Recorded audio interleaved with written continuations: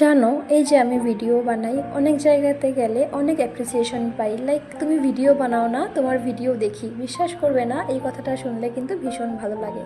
ঠিক অপর সাইডে আরেক ধরনেরও মানুষ থাকে যারা ভাবে যে সারাদিন ভিডিও বানাই, ভিডিও বানানো আর কি এমন বড় জিনিস, বা অনেকের কাছে এটা একটা খুব হাসির বিষয় যে নর্মাল রান্না করছে, স্নান করছে, করাচ্ছে, বাচ্চাকে স্কুলে পাঠাচ্ছে, এটা আবার ভিডিও করে দেখাচ্ছে, খেয়ে দেয়ে কাজ নেই।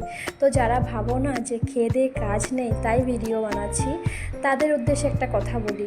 দিদি বা দাদারা, তোমরা একদিন নিজের ডেলি লাইফের থেকে সময় বের করে রেগুলার কাজের সাথে সাথে ভিডিওগুলোকে শ্যুট করে, সুন্দর করে এডিট করে, ওখানে ভয়েস ওভার দিয়ে একদিন প্রেজেন্টেশন করে দেখো। তারপরে তোমরা বুঝতে পারবে একটা ভিডিও বানানোর পিছনে কতটা হার্ডওয়ার্ক থাকে, কতটা ভালোবাসা থাকে।